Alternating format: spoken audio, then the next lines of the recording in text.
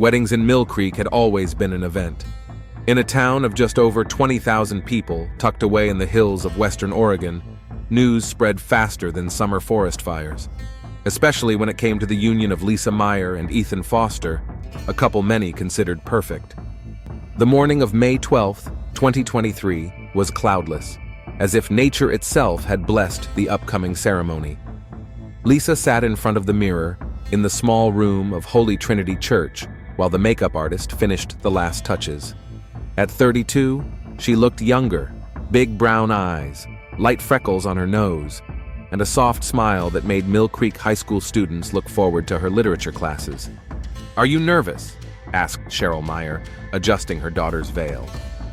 At 58, the bride's mother had the impeccable posture of a nurse with 30 years of experience and a sharp gaze that didn't miss a thing. "A little," Lisa replied, peering at her own reflection. "It's silly, isn't it? Ethan and I have been together for 3 years." Cheryl pursed her lips but said nothing. Instead, she took a small box out of her purse. "This belonged to your grandmother," Cheryl said, opening the case to reveal a delicate silver bracelet with small aquamarines. Something blue for good luck. In another wing of the church, Ethan Foster nervously adjusted his bow tie. At 36, he was every mother's dream son-in-law. A stable business, his own home, and good looks that made women turn their heads. His construction company, Foster Construction, employed 15 local men and had a reputation as an honest contractor, which in Mill Creek was valued more than the size of one's bank account. "How are you?" asked Mark Davidson, adjusting his own suit. As the only lawyer in town and the groom's best friend since high school, he had automatically been assigned the role of best man. "Fine, just checking my phone. The office called about that project in Portland," Ethan said too quickly, his fingers sliding incessantly across his smartphone screen. Mark took the phone from his friend's hands. "No projects today, just you and Lisa." Ethan nodded, but his gaze was distracted. He reached into his jacket's inside pocket, where another phone lay, an old model with no identifying case or stickers. At the same time, 4 blocks away from the church, in a small apartment above Mill Creek Pharmacy, Veronica Schell was methodically applying makeup in front of a cracked mirror. Her precise movements contrasted with the chaos of scattered items and crumpled tissues around her. At 29, she retained the kind of attractiveness that didn't need any special tricks. High cheekbones, naturally red hair, and a figure accentuated by her slim build. Veronica glanced around the mess in the apartment, lingering on a crumpled page of the local newspaper, where Lisa and Ethan smiled in a photo under the headline, "Local Couple Announces Engagement." Next to it stood a pharmaceutical bottle labeled hydrochloric acid for laboratory use only. Her phone vibrated, indicating an incoming message. "Please don't do anything stupid. We can talk later." The sender was listed as I. Veronica placed her phone face down and returned to applying her lipstick. The dark red shade perfectly matched the dress of the same color hanging on the closet door. By 11 o'clock, Holy Trinity Church was filled with guests. Almost the entire faculty of Mill Creek High School, employees of Ethan's construction company, members of the city council, where Cheryl Meyer was an influential figure, and dozens of friends and acquaintances. In a small town, a wedding of this scale happened once every few years. "Did you see those flowers? They must have spent a fortune," whispered Janet Garner, a math teacher, to a colleague. "They say the cake was brought in from Portland." "I heard his company got a big contract in the suburbs. It's a great time for a wedding," replied her friend, not noticing how tense Cheryl Meyer was sitting in front of them. The ceremony began at noon sharp. Ethan stood at the altar, his gaze darting periodically to the door and his phone. Mark put his hand on his friend's shoulder, bringing him back to reality. The wedding march began, and all heads turned to Lisa as she appeared in the doorway. She was a vision in white.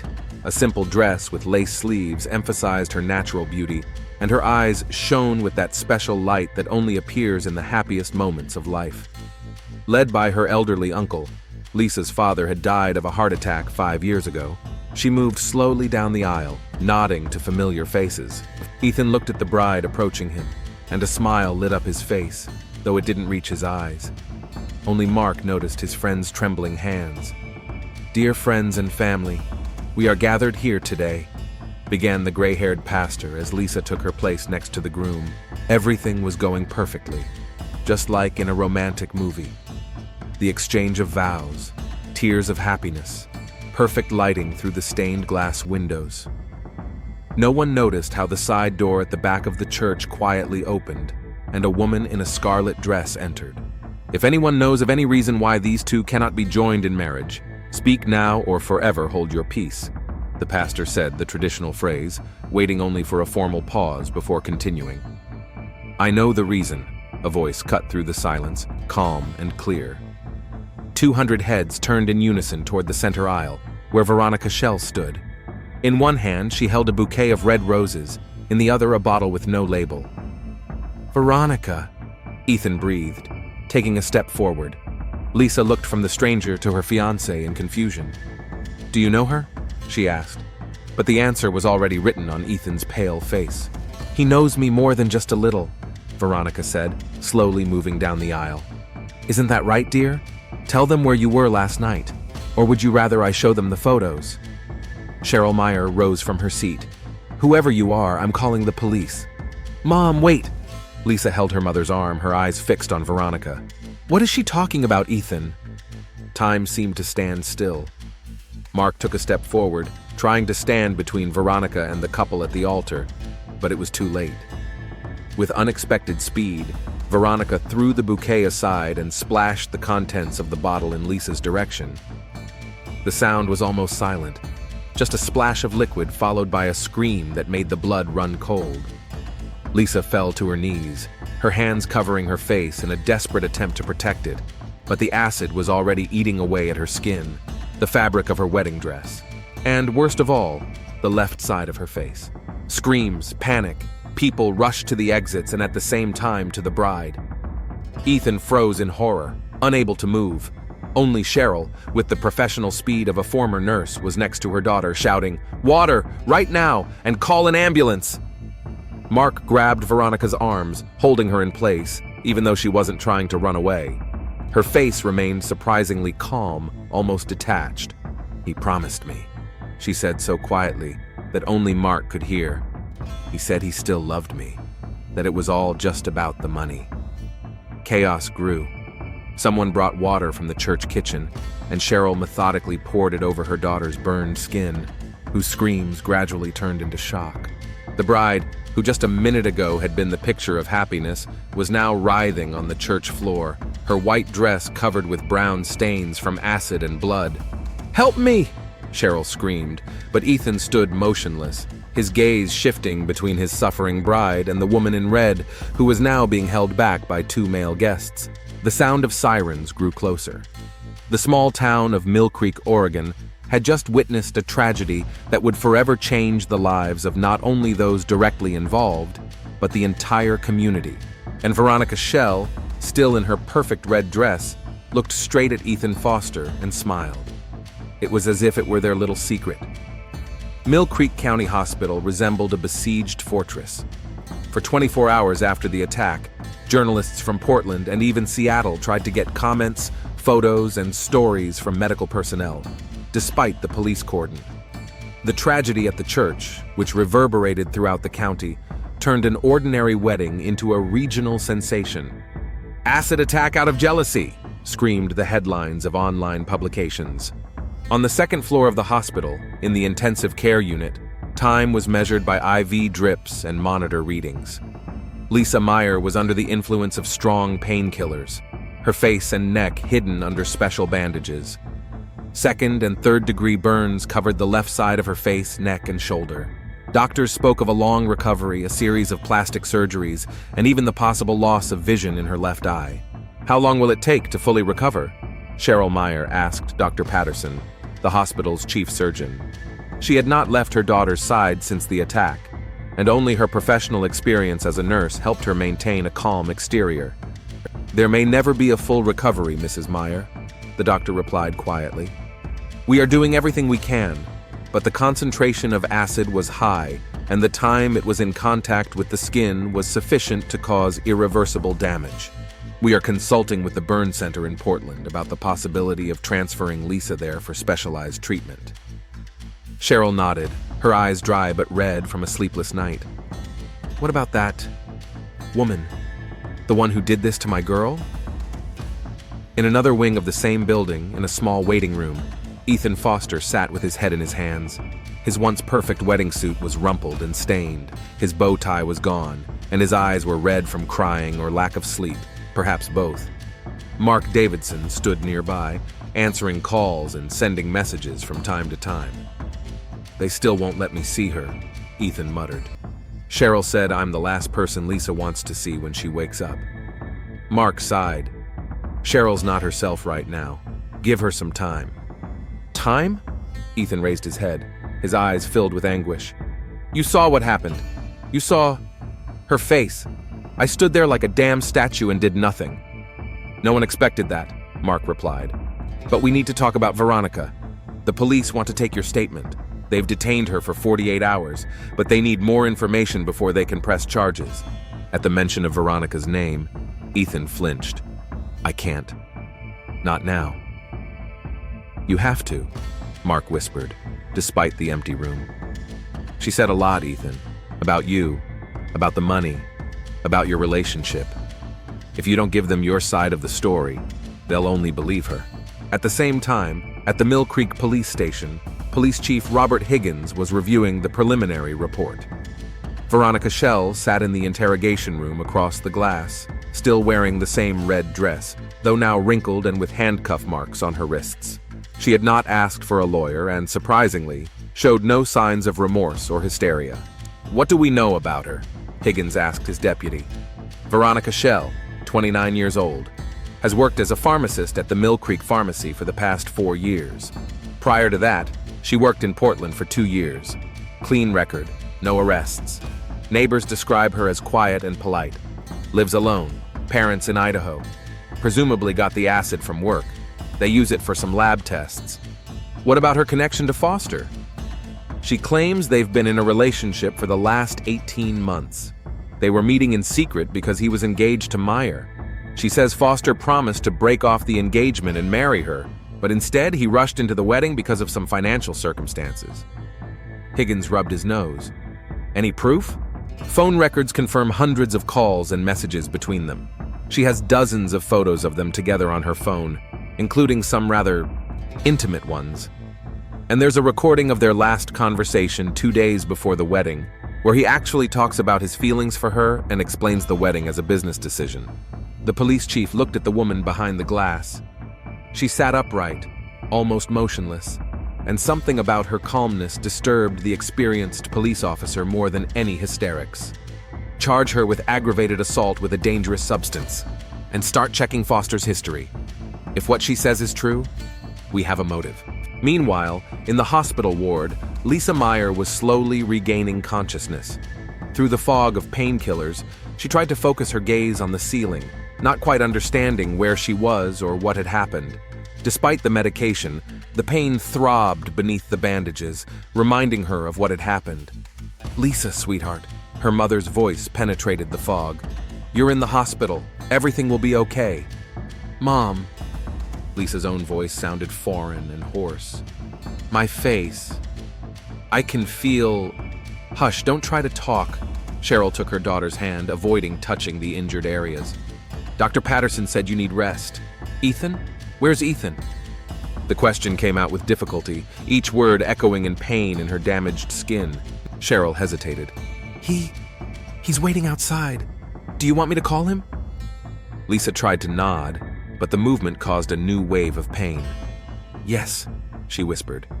And who is that woman? Why is she? We'll talk about that later, Cheryl said firmly. When you're feeling better. She left the room and headed for the waiting room. When she saw Ethan, Cheryl stopped, her gaze turning icy. She's asking about you, she said in the tone she used for particularly difficult patients.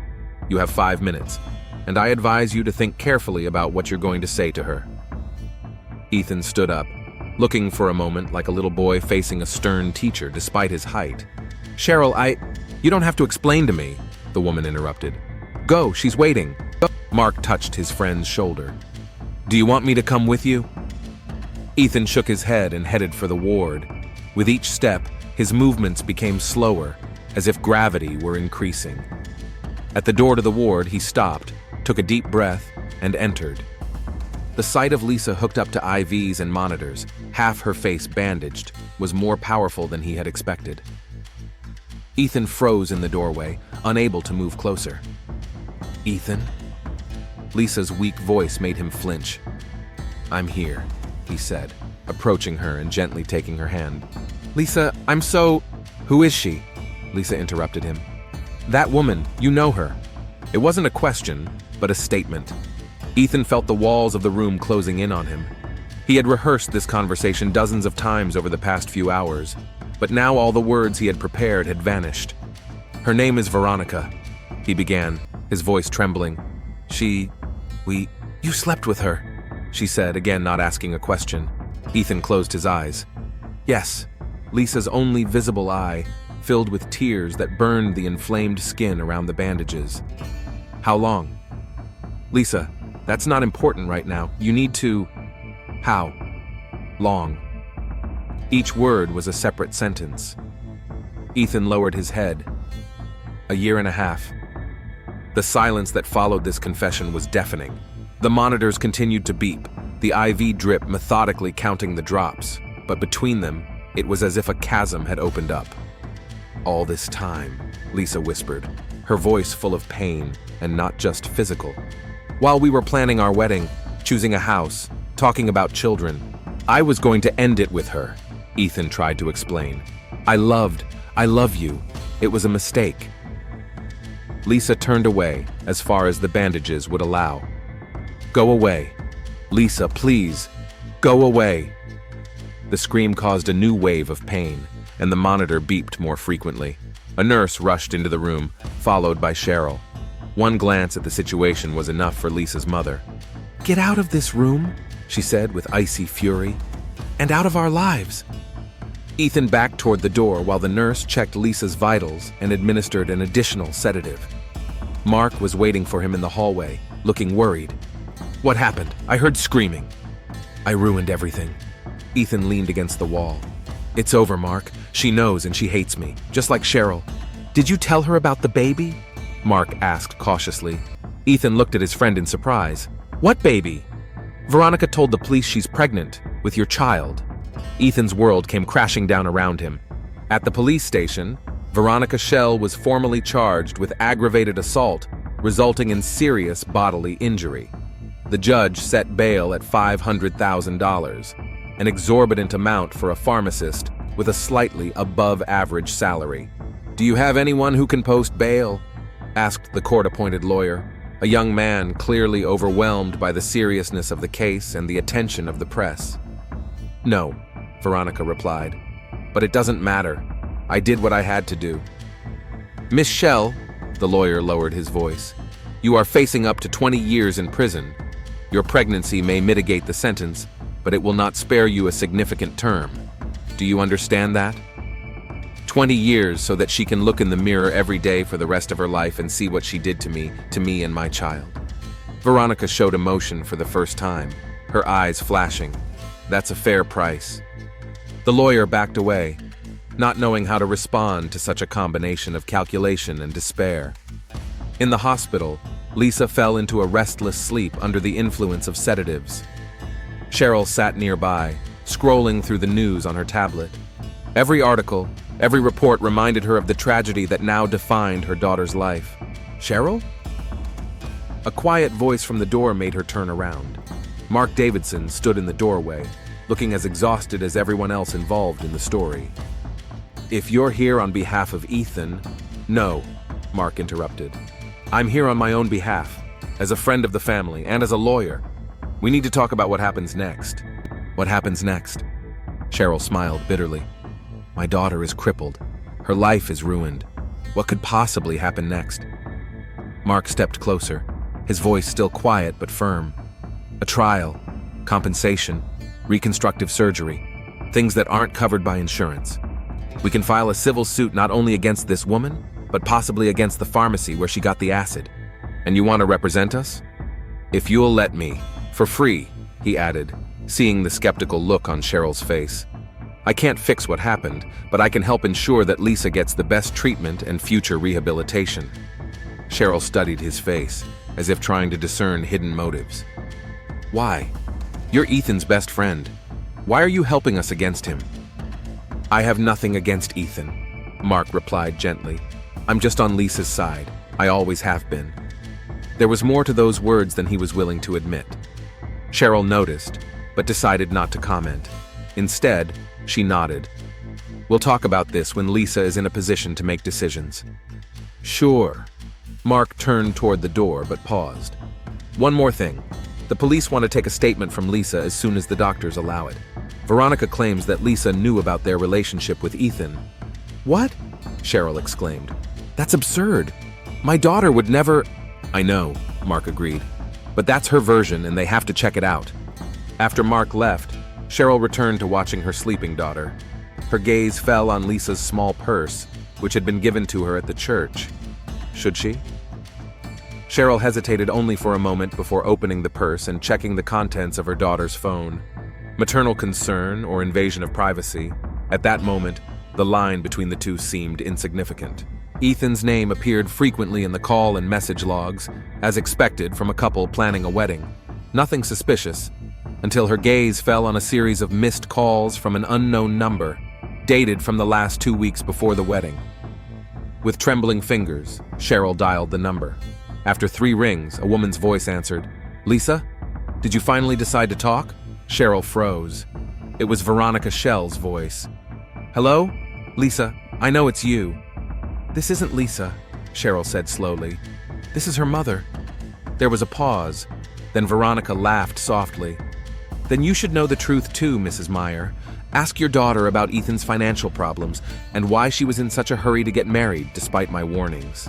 The line went dead, leaving Cheryl with the phone in her hand and new questions that demanded answers. In another wing of the hospital, Ethan Foster looked out the window at Mill Creek at night, stroking the second phone in his pocket, the one he had used to call Veronica. Another secret in a town where it seemed there was no room left for secrets.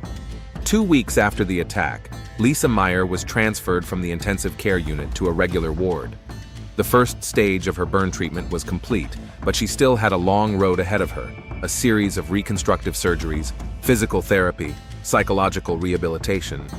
Her first encounter with a mirror turned into a crisis. Lisa refused to speak for 2 days after seeing her reflection.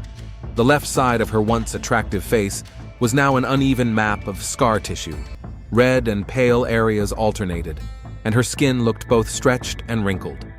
Doctors spoke of satisfactory progress, but even to the untrained eye, it was clear that the Lisa Meyer of before no longer existed. "How are you today?"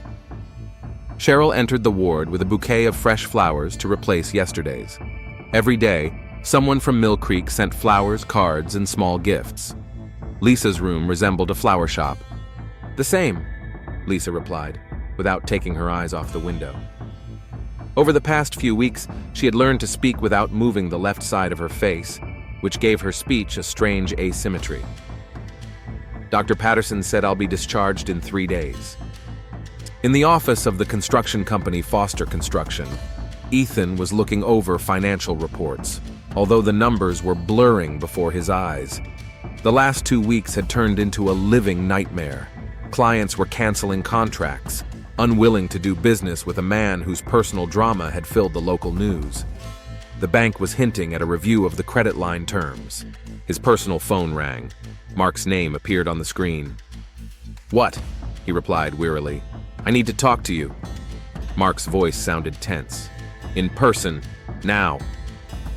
20 minutes later, Mark Davidson walked into Ethan's office without knocking. Despite his formal suit, he looked disheveled. His usually neat hair was a mess and his eyes were red. "Do you realize what you've done?"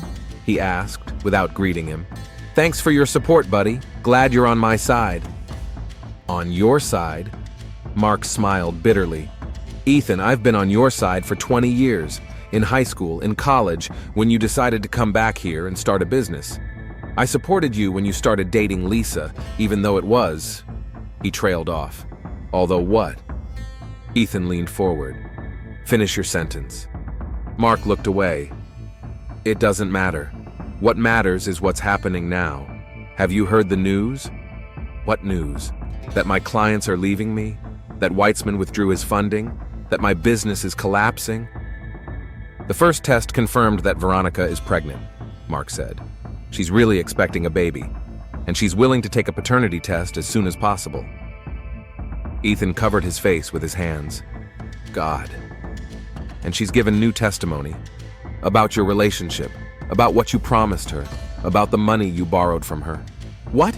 Ethan looked up sharply. I never took any money from her. She always asked me. She claims she lent you $85,000 over the last year for business development. She says she has documents to prove it. Ethan turned pale. That's a lie. A complete lie. At the same time, an unusual meeting was taking place at the Mill Creek police station. Veronica Schell was meeting with her father, a tall, heavy-set man with a stern expression and eyes that were strikingly similar to his daughter's. Why didn't you tell me sooner? Asked Harold Schell, sitting across from his daughter. I would have stopped this madness. You would have stopped me, Dad, Veronica replied calmly. But not him. He would have just found another way to get the money and leave me. You're pregnant, Veronica. Did you think about the child when you planned this? He couldn't find the words.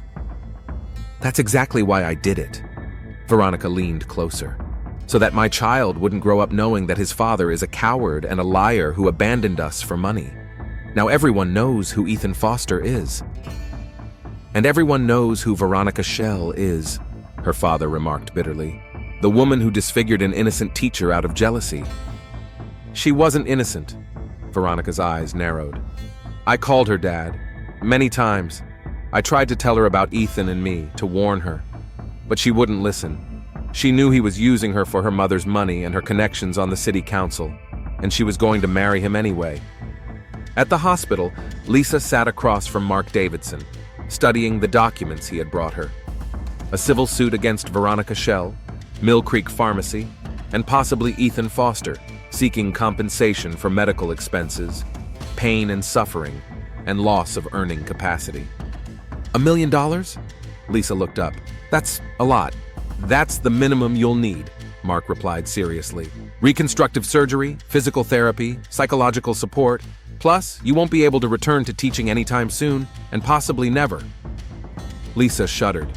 The thought of not being able to stand in front of a class was almost as painful as the physical pain. Do you think she has that kind of money? Or the pharmacy?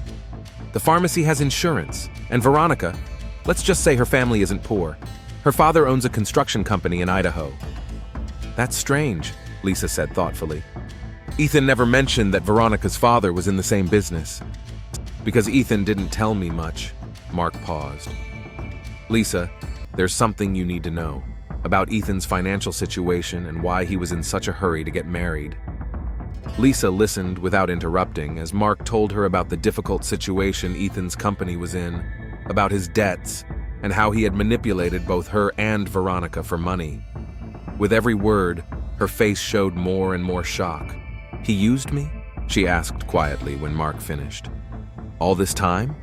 I don't know, Mark replied honestly. I think he really had feelings for you. It's just, he was trying to have his cake and eat it too, and in the end, he lost everything. At 7 o'clock in the evening, 3 people gathered at Donna's, a quiet cafe known for its homemade pies and discreet booths. Cheryl Meyer, Mark Davidson, and Harold Schell. Thank you for agreeing to meet, Harold began after the formal greetings. First of all, let me express my deepest regret about what happened to your daughter, Mrs. Meyer. What Veronica did is unforgivable. Then why did you bail her out? Cheryl asked bluntly. Because she's my daughter, Harold replied simply. No matter how terrible her mistakes may be. But I'm not here to justify her. Then why are you here? Mark interjected. Harold took a folder out of his briefcase. To reveal the truth about Ethan Foster, and about the money he took from me and possibly from your daughter, Mrs. Meyer.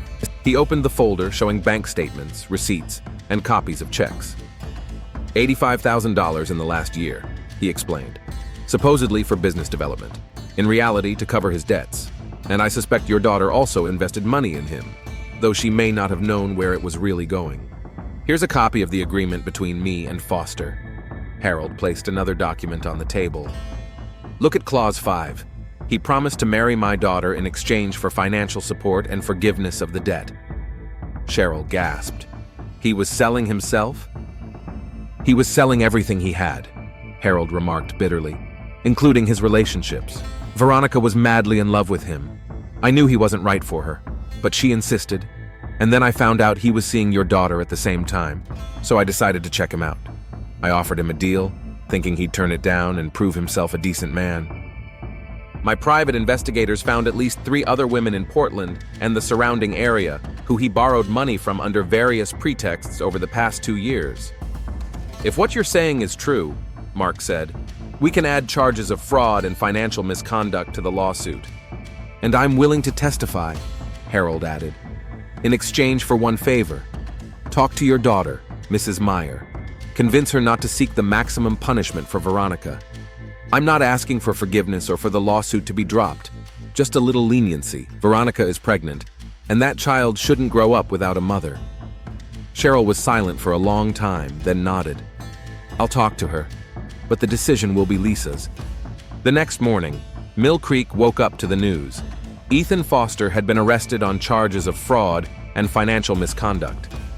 The police sealed off the Foster construction office, and the company's bank accounts and Ethan's personal accounts were frozen. At the hospital, Lisa listened silently as her mother and Mark told her about their meeting with Veronica's father and the events that followed. So he used all of us, she concluded when they finished. Me, Veronica, her father, everyone who believed him. It looks like it, Mark nodded. The police found documents in his office confirming that you took out a loan against your car and gave him the money, supposedly as an investment in the business. $25,000, Lisa said quietly. All my savings and my loan. He said he'd pay it back with interest after he finished a big project in Portland. Lisa. Mark looked so upset that she felt the need to comfort him. It's okay, Mark. At least now I know the truth. There's something else, Cheryl said cautiously. Veronica's father asked me to pass on a request. He wants you to consider not insisting on the maximum sentence for his daughter, given her pregnancy. Lisa was silent for a long time, staring out the window at Mill Creek in springtime. The town seemed the same as always, peaceful, predictable, safe. But now she knew that beneath the surface lay secrets, lies, and betrayal. I'll think about it, she finally said. After all, none of us came out of this story a winner. The next day, Lisa was discharged from the hospital. Rolling out of the main entrance in a wheelchair, she found herself outside for the first time in 2 weeks. The sunlight hurt her damaged skin. Cheryl helped her put on a wide-brimmed hat and dark glasses to hide her bandages. Where are we going? Asked Mark, sitting behind the wheel. Home, replied Cheryl from the back seat, where she had settled down next to her daughter. No, said Lisa suddenly, surprising even herself. Not home. I want to see her. Who? Cheryl leaned forward. Veronica Schell. Mill Creek County Jail was no different from hundreds of similar institutions across America. A gray building with minimal amenities and an atmosphere of oppressive hopelessness. Although Veronica Schell was out on bail, she was still under house arrest in a rented cottage that her father had arranged for her. To meet with Lisa, she needed special permission from the judge, which Mark, using his connections, obtained within a day. Are you sure you want to do this? Cheryl asked for the 10th time as they pulled up in front of a modest one-story house on the outskirts of Mill Creek. We can go home right now. Lisa adjusted the dark glasses that had become her constant accessory. I need to see her, to look her in the eyes. Harold Schell and his daughter were waiting for them in the small living room of the cottage. Veronica sat on the sofa, dressed in a simple gray dress that accentuated her slightly rounded belly. Her hair was pulled back in a simple ponytail, and her makeup-free face looked pale, but her eyes burned with the same inner fire as on her wedding day. When Lisa entered, Veronica slowly rose, and their eyes met, one hidden behind dark glasses, the other open and inscrutable. Thank you for coming, Veronica broke the silence. Her voice was steady, without a hint of remorse or hostility. I didn't come for you. Lisa replied, keeping her distance. I came for myself. I need answers. Harold cleared his throat. Mrs. Meyer, Mr. Davidson, perhaps we should leave them alone? Officer Collins will be outside. After the adults left, there was a heavy pause. Why did you do this? Lisa finally asked, trying to keep her voice calm. Did you really think that by destroying me you would get Ethan? No. Veronica's answer was quick and confident. I knew it was the end, for all of us. Then why? Because you wouldn't listen. Veronica leaned forward. I called you, again and again. I tried to tell you who he really was. You never said who you were, Lisa objected. Just vague threats and hints. How could I believe you? You didn't want to believe. Veronica's eyes narrowed. It was convenient for you to ignore the obvious. His constant business meetings, the second phone he hid, his sudden disappearances. You turned a blind eye to everything because you were in love with the idea of marriage, not him. Lisa felt a twinge. Veronica's words had hit home. There had been moments when she had noticed inconsistencies in Ethan's stories, but she had preferred not to dwell on them. Even if that's true, she said after a moment, it didn't give you the right to hurt me. I didn't do anything to you. You didn't? Veronica smiled bitterly. What about taking the man I loved? The man I was expecting a child with? You stole my future, Lisa Meyer. I didn't know about you, Lisa exclaimed, feeling her composure begin to crack. Do you even understand what you've done to me? Look! She took off her dark glasses, revealing her disfigured face. Veronica didn't look away, but her expression softened. I understand, and I know I deserve to be punished, but I'm not the only one to blame in this story. Ethan, Lisa nodded. I know about his schemes, about how he deceived us both. Not just us, Veronica touched her stomach, but him too, or her. A child who will grow up with the stigma of having a criminal mother and a crooked father. Do you regret what you did? Lisa asked. Veronica was silent for a long time. I regret that an innocent person was hurt, but I don't regret that Ethan got what he deserved. Maybe I could have found another way, but I was desperate.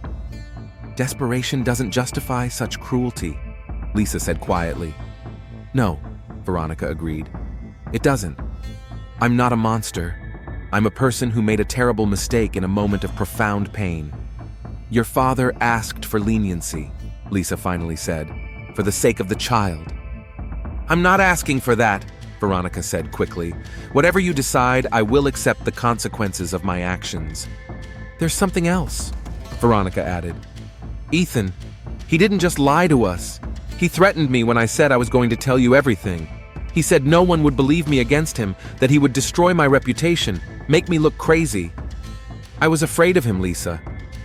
The next few days merged into a painful routine of physical and emotional pain for Lisa. The only light in the darkness was Mark Davidson's regular visits. He came every evening after work, bringing news about the case against Ethan. There was a preliminary hearing today, Mark reported, sitting in the Myers' living room. The judge denied bail, too high a flight risk. Good, Cheryl nodded, pouring tea. That man deserves to stay behind bars for the rest of his life. As they spoke, the doorbell rang. Cheryl returned with an envelope. This is for you, Lisa. The courier just delivered it. Inside was a flash drive and a note. You need to see this. It concerns Ethan Foster and something you don't know about yet. What is it? Mark moved closer, his face filled with concern. I don't know. Lisa handed him the flash drive. Can we watch it? The flash drive contained a single video recording dated 2 days before the wedding. The video showed Ethan Foster sitting in a restaurant with an unfamiliar woman in her 40s, elegantly dressed. Are you sure she doesn't suspect anything? The woman asked. Absolutely, Ethan replied, taking a sip of wine. Lisa believes everything I say, and her mother is too busy preparing for the wedding to notice anything. What about the other one? The pharmacy girl? Veronica? Ethan shrugged. She's a problem, of course. Too emotional. But I have her under control. She believes I'll leave Lisa for her as soon as I get control of the Myers' assets. Assets? Cheryl turned sharply toward the screen, her face pale. What is he talking about? In the video, Ethan continued, Cheryl owns a significant stake in 3 commercial properties in the city center, plus a piece of land on the outskirts of Mill Creek that's perfect for a new shopping mall. Everything is set up in Lisa's trust fund, which will be activated after the marriage. As her husband, I will have de facto control over everything. And they don't suspect why you need to get married so quickly? The woman looked skeptical. I sold them the story about an important investor who wants to see me as a family man. Ethan smirked smugly. People believe what they want to believe, Carol. The woman raised her glass. To a successful scam, then. After the wedding, you'll transfer the assets to our offshore company, as agreed? Within a month, Ethan clinked glasses with her. And then everyone will get their share. And those hicks will never know what happened. My God, Cheryl finally whispered. He knew about the trust fund, about the land, about everything. You didn't tell Lisa about this. Mark turned to Cheryl, his face expressing shock. I planned to tell you after the wedding. Cheryl sank into a chair, her hands shaking. It's an inheritance from my father, Lisa's grandfather. He insisted on this condition in his will, that the assets would only be transferred to Lisa after she was married. But it's the perfect bait for a con artist like Ethan, Mark finished, his voice hard with anger. He researched your family, found this information, and planned everything from start to finish. Who sent this? Lisa finally asked. I don't know. Mark checked the envelope. There's no sender. It could have been Veronica, Cheryl suggested. Or her father. They have reasons to want us to know the whole truth about Ethan. It doesn't matter who sent it. Lisa stood up, her voice sounding surprisingly firm. What matters is that we know now, and we can use it in court. 3 days later, with preparations for the trials in full swing, Mill Creek was rocked by a new sensation. Ethan Foster had been found dead in his cell. The official conclusion was suicide by hanging, though many in town had their doubts. Ethan's dead, Mark said bluntly when Lisa picked up the phone. They found him this morning. He used a sheet. Lisa sank into the nearest chair, not knowing how to react.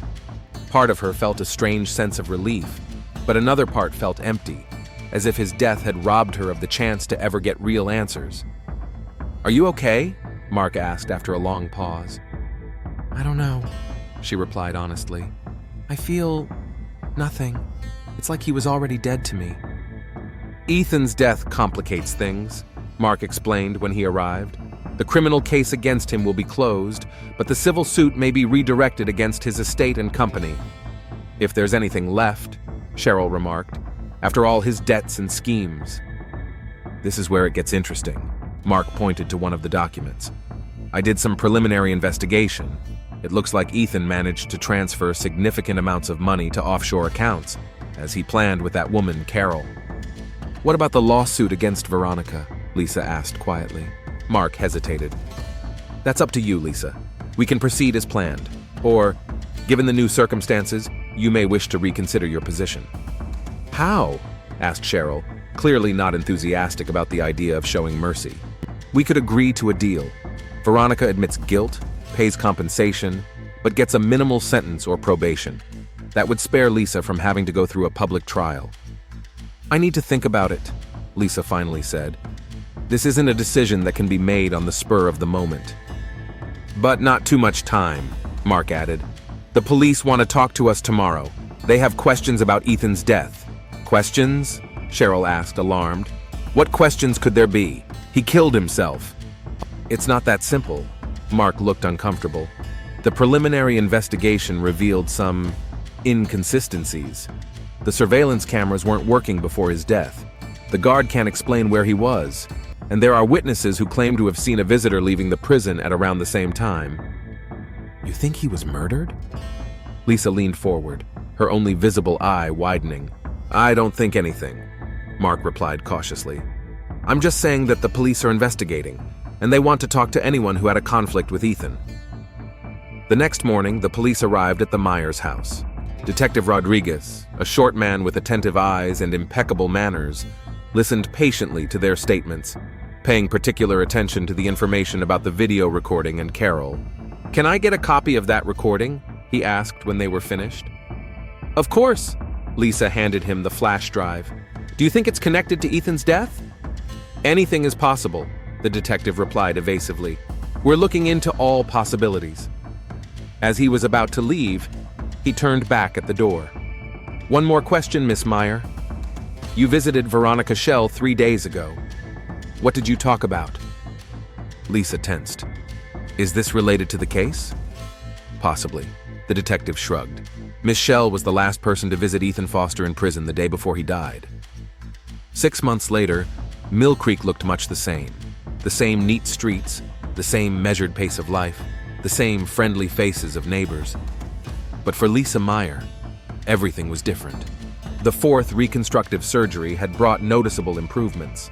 The left side of her face no longer caused immediate shock to those around her, although the scars were still evident. She sat in Mark Davidson's office, studying the documents he had placed in front of her. So, this is the final agreement, Mark said, pointing to the signatures at the bottom of the page. Veronica admits full responsibility, pays $750,000 in compensation from her father's assets, and receives a suspended sentence with mandatory psychotherapy. Considering her condition and the fact that the baby is due in a month, this is the best outcome. Lisa nodded silently. Her decision to agree to the deal with Veronica had caused quite a bit of controversy with her mother, but in the end, Cheryl accepted her daughter's choice. It was not an act of forgiveness, but rather an acknowledgement of the futility of further fueling hatred and pain. What about the investigation into Ethan's death? Lisa asked, looking up at Mark. Has Detective Rodriguez found out anything? Mark leaned back in his chair, his face taking on a thoughtful expression. Officially, the case remains open, but unofficially, there are too many inconsistencies for it to be a simple suicide. The security guard admitted that he was paid a large sum of money to leave his post for half an hour. The cameras weren't just turned off, the recordings were deliberately deleted. And no leads. Only one, Carol Bryson. Mark said the name with a particular intonation. The video helped the police identify her. She turned out to be connected to an investment group that specializes in shady real estate deals. She was seen in the area on the day of Ethan's death, but disappeared immediately afterwards. Interpol is currently searching for her in South America. Lisa sighed. So we'll never know for sure what happened. Maybe, Mark nodded, but I'm inclined to believe that Carol decided to get rid of a partner who had become too dangerous. Ethan knew too much about her activities, and under pressure from the investigation, could have started talking. What about Veronica? Her visit to Ethan the day before he died? According to her, she wanted to tell him to his face that despite everything he had done, she would fight for their child's future. Mark shrugged. The police checked her alibi for the night of Ethan's death. She was at home. Her electronic bracelet confirms it. Silence filled the office. Outside, a soft autumn rain began to fall, the drops running down the glass, blurring the outlines of the outside world. You know what's weird about this whole story? Lisa asked quietly. I don't feel any hatred anymore. Not toward Ethan, not even toward Veronica. Just exhaustion and a desire to move on. It's not strange. Mark stood up and walked around the table, sitting down on the edge next to her. It's a healthy reaction. You can't live in the past forever. Their eyes met, and for a brief moment, something more than friendship or a professional relationship flashed between them. But Lisa looked away first. The court confirmed that the trust fund belongs entirely to me, despite Ethan's plans. She changed the subject. My mother suggested using some of the money to start a small charity to help victims of domestic violence. That's a brilliant idea, Mark smiled. Turning something so ugly into something useful and good. Like my scars, huh? Lisa involuntarily touched the left side of her face. It was still difficult for her to look at herself in the mirror, but she was learning to live with her new reality. Lisa. Mark gently took her hand. You are beautiful. You always have been and always will be. Scars are just reminders of what you've been through and survived. The sincerity in his eyes made Lisa's heart ache. Over the past few months, Mark had become her rock, a constant presence that helped her move forward when it seemed impossible. Thank you, she said quietly, for everything. A week later, in a small bakery on Mill Creek's main street, Lisa unexpectedly ran into Cheryl Meyer and Harold Schell sitting at a table together. The scene was so surreal, that Lisa froze at the entrance for a moment. Her mother noticed her and gestured for her to join them. Harold stood up, his face a complex mix of emotions. "Miss Meyer," he nodded, "I wanted to thank you personally for your decision. It's more than Veronica or I could have hoped for." "I didn't do it for you," Lisa replied honestly. "I did it for myself and the baby. He shouldn't have to grow up knowing his mother is in prison because of me." "Nevertheless, thank you," Harold said, handing her the envelope. "This isn't part of the agreement. It's just from me personally, for medical expenses or whatever you think is necessary." Inside the envelope was a check for an amount that took Lisa's breath away. "I can't accept this," she said, trying to return the envelope. "You can," Harold said firmly. "And you should. Not for forgiveness, that can't be bought, but for justice. My daughter ruined your life, and no amount of money can fix that, but it can help you build a new one." Cheryl placed her hand on her daughter's arm. "We've talked about this, sweetheart. I think you should take it." Lisa nodded slowly. "All right, but part of the money will go to the domestic violence fund my mother and I are setting up." "That's a wonderful decision," Harold said, looking genuinely pleased. "By the way, Veronica asked about you. She hoped that someday you would be able to see her child." "I don't know," Lisa replied honestly.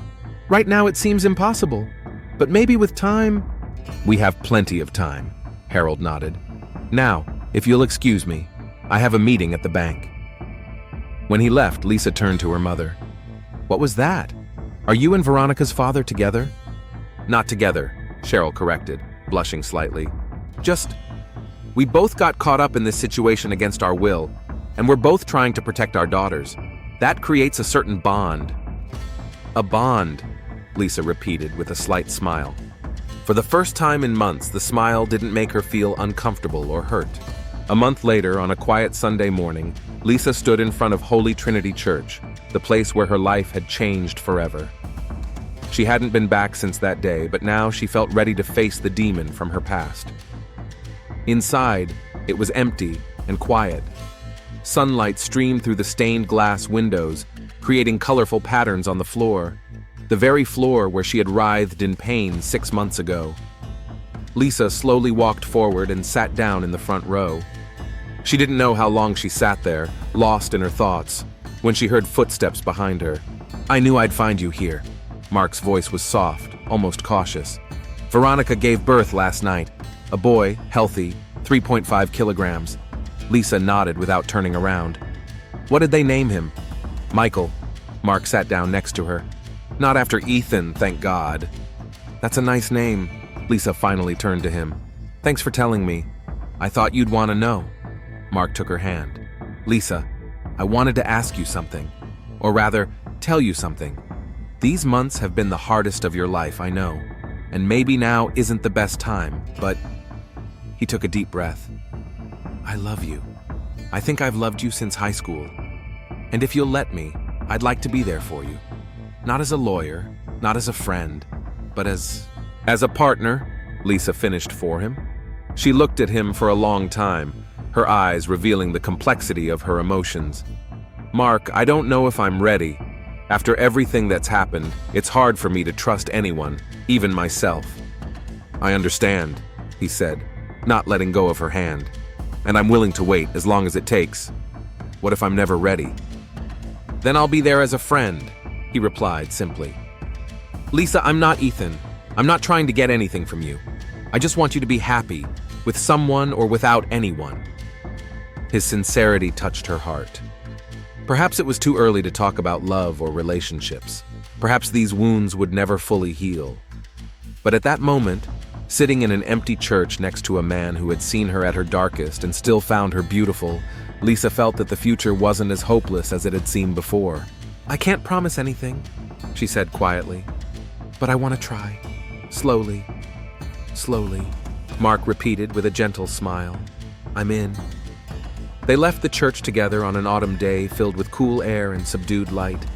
Mill Creek went on with its usual life, and gradually the tragic story of the wedding, the acid attack, and the death in the prison cell became just another town legend.